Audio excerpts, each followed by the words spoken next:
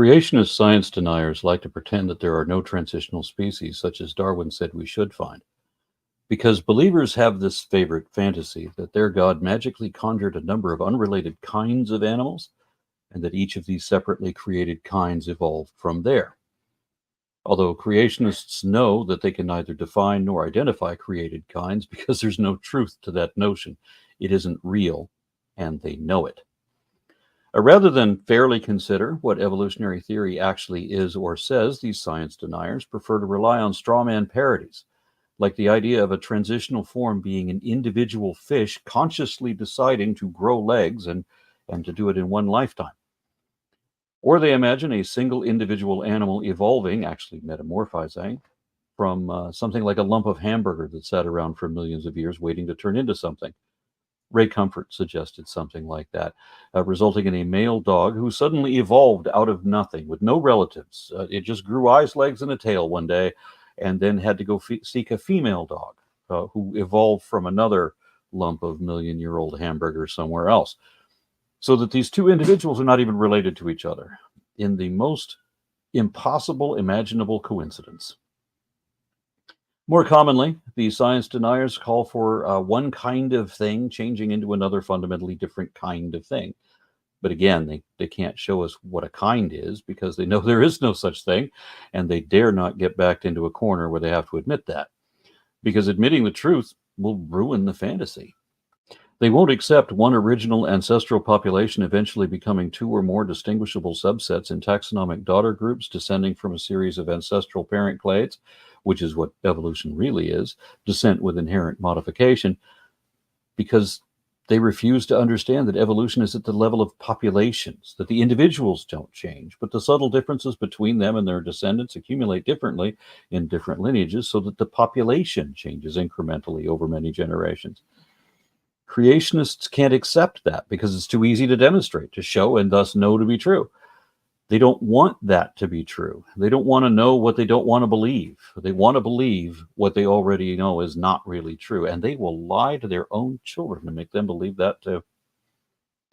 So they demand something totally absurd, like a jump or a cross between two of their created kinds, like a cornstalk that produces hamsters, or a pine tree giving birth to an elephant, something stunningly stupid like that. Kent Hovind suggested both of those. At best, they're asking for a chimera of disparate species, like a crocoduck. In every case, they will only ask for things that evolution never taught and wouldn't even allow, because it would go against the laws of evolution. When I debated Ray Comfort about this, I asked him how he would determine whether a fossil hominid was a transitional human ancestor. I asked him, what traits would you look for? And he said, I wouldn't, because I'd know that I was made in the image of God.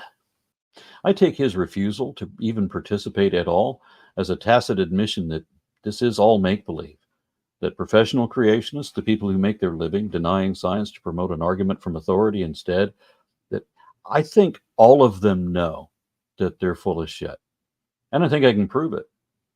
They know that evolution is real, but they don't care what the truth is. They want to make believe something else instead. Now, if you're able to put your biases aside, then realize that in order to say whether any transitional species really exist, we have to know what we're talking about. What examples are known that meet the real definition? And how is that term defined, really? UC Berkeley has a website posted as an introductory primer which defines a transitional fossil as one that shows intermediate state between an ancestral trait and that of its later descendants. We're not looking for the individual great-great-grandparent that gave birth to the first individual of any future species. If we were looking for a transition between bloodhounds and dachshunds, and we found a basset hound, then we would have an example of an intermediate suite of traits bridging the gap between those two. The basset hound doesn't also have to be the bloodhound's daughter, nor the dachshund's mommy. At the same time, some people think that any species, every species, qualifies as transitional. To be fair, every species has the potential to be transitional, but technically you need both a before and after to transition from and to. There was once a young Earth creationist website that actually posted a fairly accurate definition, one that evolutionary scientists generally agreed with. And their description was that a transitional fossil is one that looks like it's from an organism intermediate between two lineages, meaning that it has some characteristics of lineage A, some characteristics of lineage B, and probably some characteristics partway between the two. Transitional fossils can occur between groups of any taxonomic level, such as between species, between orders, etc. Ideally, the transitional fossil should be found stratigraphically between the first occurrence of the ancestral lineage and the first occurrence of the descendant lineage. It is rare to see a young Earth creationist define anything correctly. I made a video many years ago praising them for this, and then showing a few hundred examples just with invertebrate animals alone that all matched every part of that definition perfectly. I also confronted the webmaster about that, wherein he confessed that he would never admit the truth about that, because he needs to make believe something else and to lie about it, both to himself and to others. So it's no surprise that I can't find that accurate definition online anymore. So what do they say now? When creationists aren't trying to make up obviously ridiculous straw man parodies because they're at least trying to sound scientific, but they still can't use the real definition or description because they can't let their audience know what the truth is. They still have to obfuscate somehow to keep them confused, to keep them believing. Under those circumstances, then what do they define a transitional species as? But here's what it ought to mean. Okay. It ought to mean, for evolution, to have a transitional form. That means you have a body form, and it has features in this body form that are transitional between form A and the same feature on form B. This is Brian Thomas. He has a PhD in paleobiochemistry, but now he's a paid shill for the Institute for Creation Research, an organization as inappropriately named as the Democratic Republic of North Korea.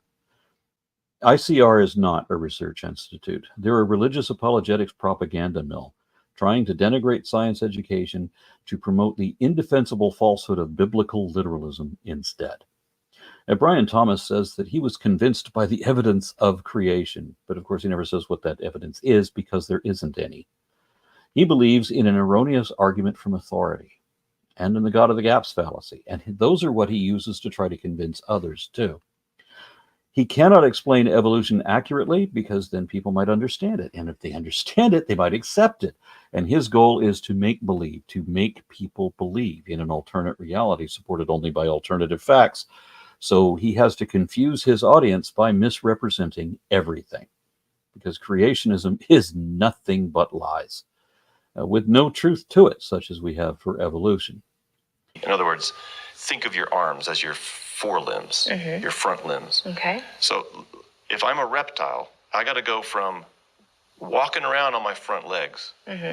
Now I got to transition to bird. Well, they don't walk around on their front limbs. They turn them into wings. So I got to turn my front limbs into wings. See how he says that I gotta do this? He's still putting it on the individual animal, one that is consciously trying to make this change and do it all in one lifetime. He is not considering that these are whole populations unwittingly emerging distinctly diverse forms over many generations. Evolution is the one and only explanation of biodiversity, and creationists can't even consider that aspect at all. They have to keep it to one thing turning into a different thing. Okay. So the transitional form between reptile and bird ought to have a swing. Yes. Right? They should. It ought to have a transitional. We all should. It ought to have a transitional feature. Yes. That's not quite legs anymore, but not quite yet wings, right? Okay. So that's what we're looking for. And I'll show you exactly that, a list of such features in a moment. But let's first let the guy finish lying before we step in and correct him. Yeah. And it turns out every transitional form that's proposed as a transitional form doesn't even have a legit transitional feature on it. So the Archaeopteryx, for example, it had fully formed wings. No, it didn't, actually, but we'll get into that in a moment. With flight feathers, feather impressions in the rock, and actually feather proteins there too, but that's a different topic. Yeah. You got to have a transitional form. It's got to have transitional features. So when my evolutionary colleagues say, oh, transitional form this, transitional form that, I tend to want to ask them, well, what's transitional about that transitional form? If they're saying the Archaeopteryx is a transitional form, which feature is transitioning? And then you zero in on that feature. Well, the wings, well, they look fully formed. Okay, well, that's not transitional. Yes, it is, because they're not fully formed, not at all. And that's not even the half of it, but we'll get there. Well, there's teeth in the beak. Archaeopteryx didn't have a beak. All living birds have beaks, but no living bird has teeth. Only some fossil birds have teeth. And those that came after Archaeopteryx taxonomically had teeth in their beaks. And then later generations only had beaks with no teeth. It's not that one of them lost their teeth, it's that their babies were born without teeth. They never grew teeth, and so they never had teeth like their ancestors did, because it isn't the individual that changes, it's the population. Okay, how is that transitional? And so we can talk about that. Okay, let's do that. If we're going from reptile to bird, then let's start with our basic reptile. Birds are technically reptiles, though you wouldn't understand that unless you know what that means. Taxonomically, that would be a diapsid, recognized in the fossil record by their skulls having 2 temporal fenestra, to begin with, because that was modified in later groups. Dinosaurs, for example, including birds, added another one, albeit forward on the maw. Let's look at Sauria, a subset of diapsids, but one which is basal to the most significant split among reptiles, between the Archosauromorpha on one side and Lepidosauromorpha on the other. The latter includes lizards and snakes and a few other things you might never have heard of unless you're a paleontologist. Lepidosaurs and their ilk typically have soft, leathery eggs, if they lay eggs at all, because a lot of them give birth live, while Archosaurs and turtles as well have hard-shelled eggs like birds do. Birds are Archosaurs, and so are crocodilians. So we'll start there, with the base of Archosauria being represented here by Euparkeria, the oldest known archosaur from the early Triassic period of the Mesozoic era, roughly 245 million years ago. Comparing all living archosaurs, we see that they are known to build nests from vegetation. So to some degree, they care for their young, and they have some degree of vocal communication evidently beginning here too. And notice that crocodilians are included in the archosaur group, but there were once a whole lot more than just them, including phytosaurs that look like crocodilians, but they're a different lineage of many species, some up to 40 feet long, now all extinct, because a great many more genera have come and gone in the distant past than we still have today. Birds are on one side of this tree, and crocodiles are on the other, nested amongst these pseudoseuchians. So when street preacher Ray Comfort asked for a crocoduck, it was a deliberate dodge, looking for a blend of distantly related modern taxa rather than the common ancestor of both of them, because creationism is just a scam. So the wanna pretenders have to misrepresent everything deliberately, dishonestly. Rhea has been corrected on this over and over and over again. He just keeps repeating the same mistake as if no one ever said anything. Kent Hovind does the same thing too.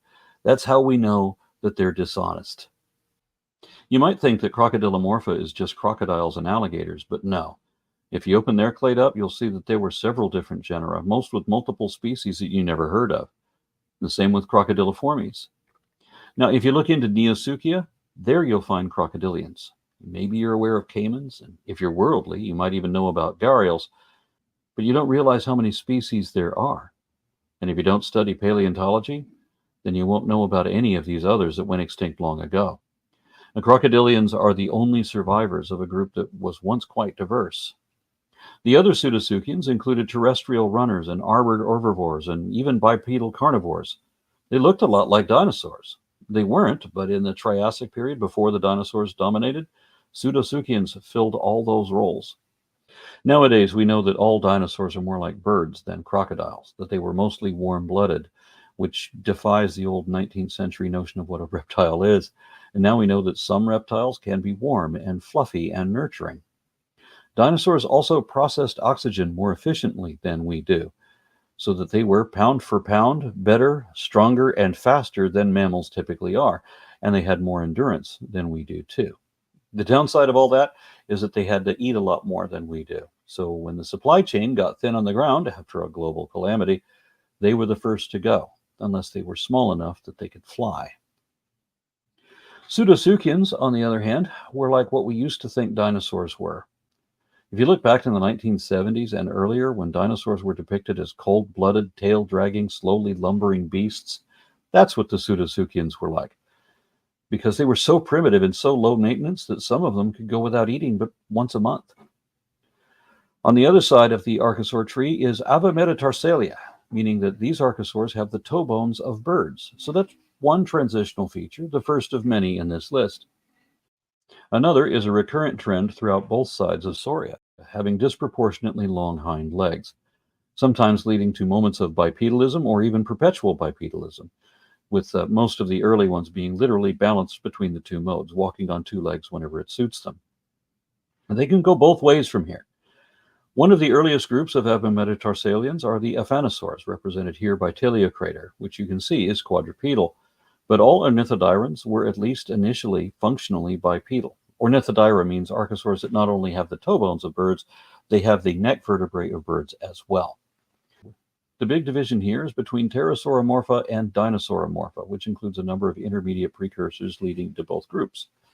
Pterosaurs, of course, adapted their forelimbs into wings while still using them as legs, but as you can see, dinosaurs went another way.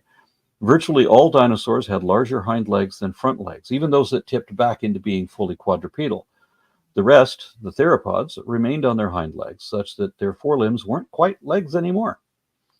This is another transitional feature that Dr. Thomas just asked about. Not expecting to get one, but he did, and there are more to come. Theropoda begins with forelimbs becoming hands with grasping ability, and another important feature, pneumatic foramina, because the bones of ornithodyrans, dinosaurs and pterosaurs, are often hollow. Not so much in every dinosaur lineage, but certainly in the theropods. And this begins development of an improved respiration system that I mentioned a moment ago. Early on, dinosaurs still had 5 fingers and 5 toes on each extremity. However, as we get into Neotheropoda, they lost one of their fingers and 2 of their outside toes were reduced, leaving 3 dominant toes, just like modern birds have. Oh, and Neotheropods also have a furcula, a wishbone. Long thought to be unique to birds alone, they're now found in all these theropod dinosaurs. By the time we get to Tedonurae, their tails have become more rigid than the tails of most other reptiles. They have another feature that was once thought to be uniquely avian too. The pelvis is fused into a synsacrum, which becomes more and more bird-like as we move through this evolutionary lineage. The next important clade is Avatheropoda, which means the bird-like theropods, because by this point their skeletons are remarkably bird-like in most important details. Avatheropods are also down to 3 fingers in their hands, just like birds have. And their respiration has improved such that they're able to breathe through their bones via a network of connected sacs throughout their skeleton. This is the avian respiration system, once thought to be unique to birds, but shared with all these dinosaurs. And all of this was modified on the fly by improving the unidirectional flow-through respiration that crocodiles have. Remember that every node on these trees is at least a genus of multiple species, if not a whole taxonomic family, because paleontologists have identified nearly 1,000 species of dinosaurs so far, and that doesn't even include all the peripheral forms. So we're definitely not talking about a reptile consciously trying to turn his forelimbs into wings. And I think that someone like Brian Thomas, with a PhD in paleo, bio, anything, should certainly know better than what he said. As we move on down the descendant groups in this evolution of birds, the next group we're looking for is Coelurosaurs. Now, these appeared in the Jurassic period, and some of their side branches eventually led to things like Tyrannosaurs. Again, not just Tyrannosaurus rex, who didn't show up until the very end of the party. No, there were a bunch of other species before and beside that one.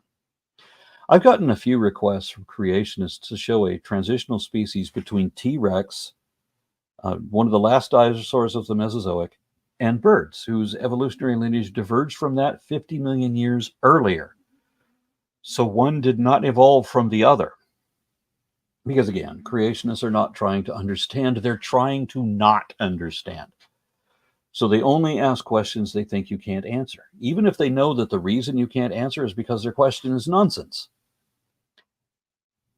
One interesting thing about Coelurosaurs is that apparently all of them had feathers. That's a big deal, because that's another feature that creationists say only exists on birds. The amusing thing about that is that there are tyrannosaurs with downy plumage. The American one, the Tyrannosaurus rex, apparently did not have feathers, at least not as an adult. But other tyrannosaurs did, like the Asian Eutyrannus, which was like the woolly mammoth of tyrannosaurs. And some others, like D-lung paradoxus, are known to have down just as chicks, like baby ducks have. If you look into the category Compsognaathidae, you'll see all these species, including Compsognathus, of course. And some evolution deniers have argued that Archaeopteryx is not a bird because its skeleton is essentially that of a Compsognathus, but with longer arms. A couple evolution deniers even said that Archaeopteryx was just a Compsognathus fossil with feathers glued onto it. But now we know that Compsognathus had feathers too. Different ones, but they're there. Because look at one of its sisters, Sinosauropteryx. This magnificently preserved fossil is one of many now known to show that a lot of these dinosaurs had at least primitive downy feathers even as adults. And not all of these dinosaurs had asymmetrical double-veined flight feathers. Modern birds have many different types of feathers, and flightless ratites have a different type of feather than any other living birds, and the same goes for dinosaurs too. Some of them had a type of plumage that is primitive and unique, and no birds today have the same type of feather that they did. It turns out that one form of feather or another had already existed long before theropods. Now, there were ceratopsians like Psittacosaurus that already had some sort of primitive plumage on its tail.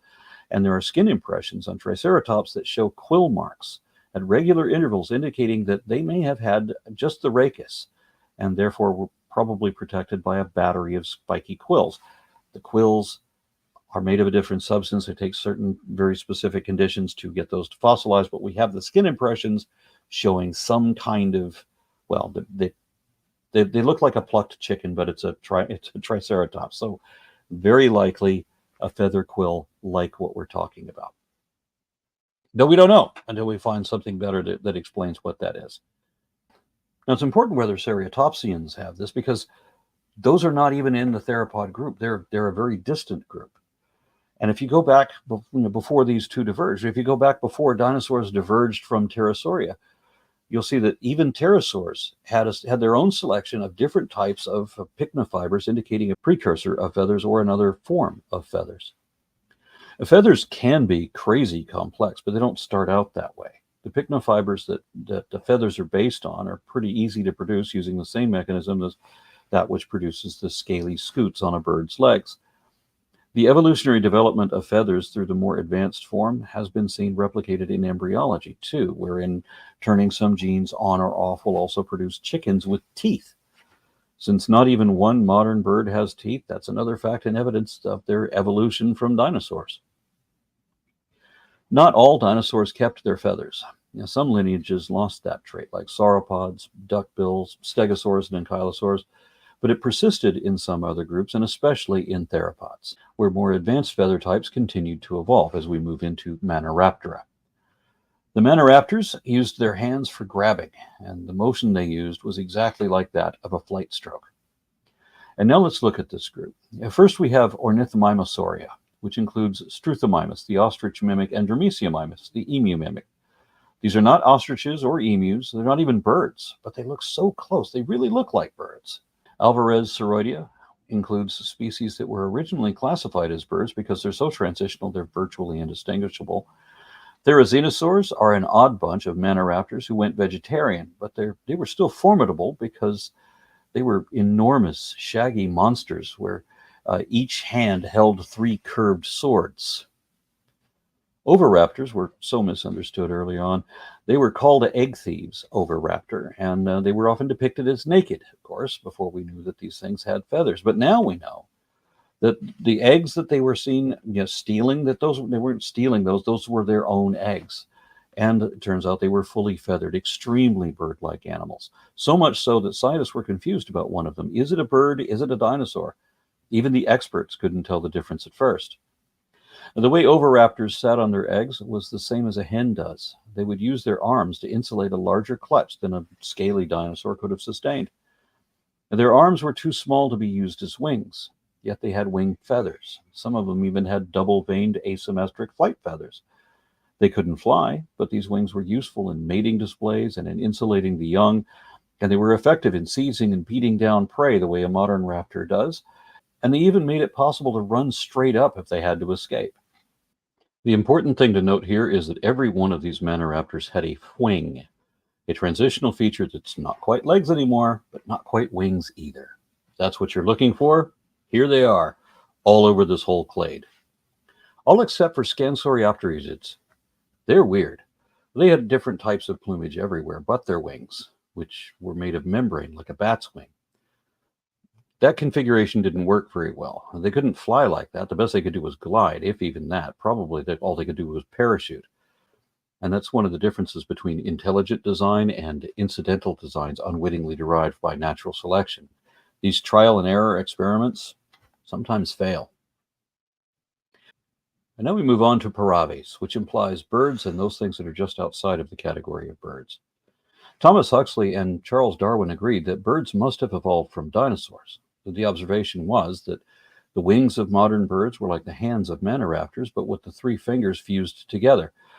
So they predicted that if birds had evolved from dinosaurs, then there ought to be an intermediate fossil, a very primitive bird with both reptilian and avian traits, including unfused wing fingers. Archaeopteryx was the first fossil found to fulfill that prediction, but it really applies to all paraves, all maniraptors. It even applies to all coelurosaurs. Most of the early birds retained these clawed wing fingers, but there are very few living birds that still have them. And most of them are paleognathe, or primitive birds. You can find clawed fingers in the wings of an ostrich or in the arm of an emu. The emu is an interesting example because it has tiny arms, like a tyrannosaur. Each arm has only 1 finger, and that finger ends in a sickle claw. But the arm has no musculature. It's entirely atrophied. What good is a claw on an emaciated arm that cannot move? It's a perfect example of a vestigial feature pointing to an evolutionary ancestry. That is the only thing it can be. There is no other explanation for that.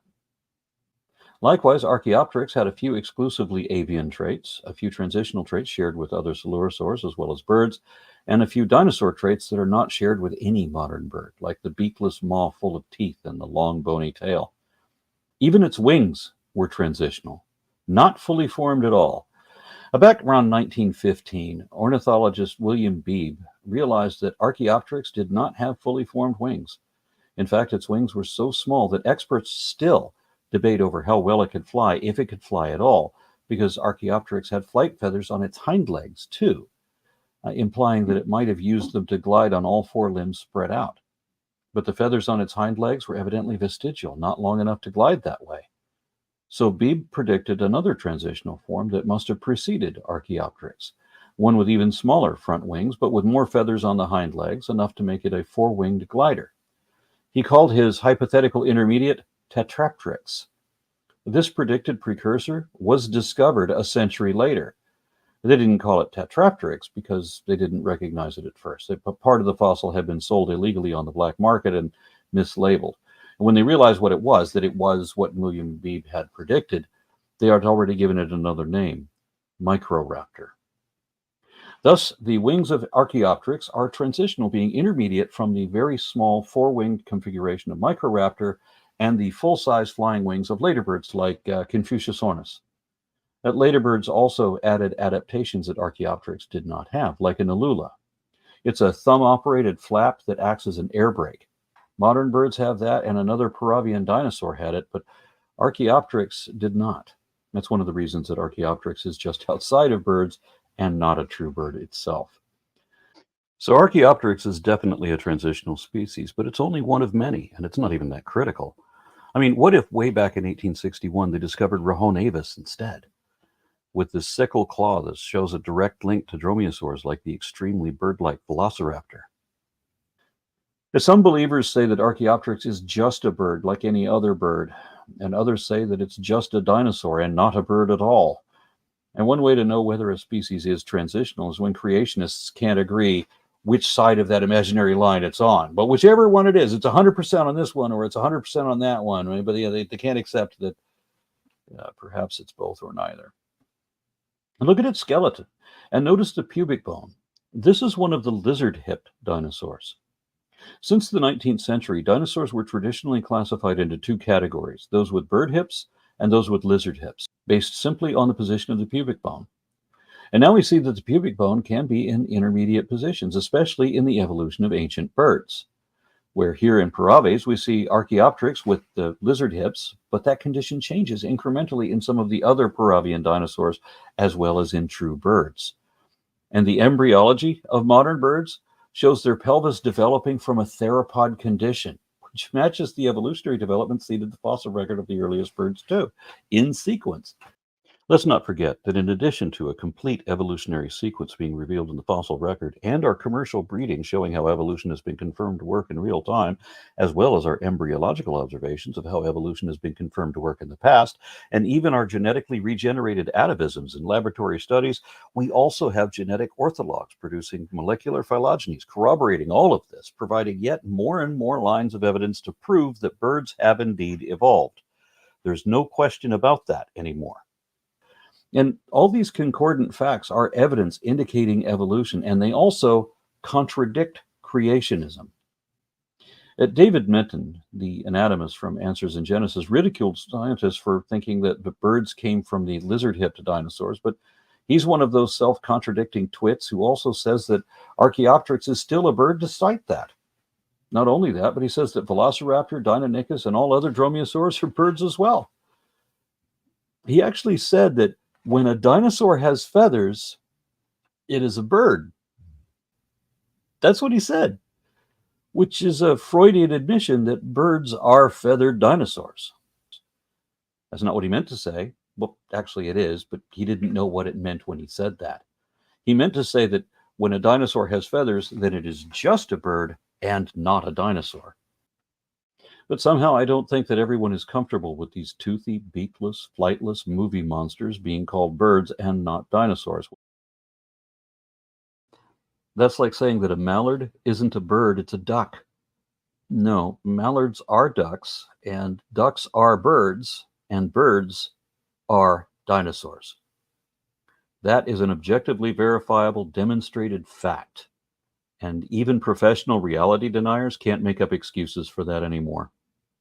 Now, Dr. Thomas should present evidence against evolution, but fallacious arguments from ignorance and incredulity do not qualify as evidence. There is literally tons of evidence, rock-solid evidence for evolution, so Dr. Thomas should try to present objectively verifiable facts and evidence supporting creation. But again, he already knows there isn't any. All he has are feeble excuses and false allegations.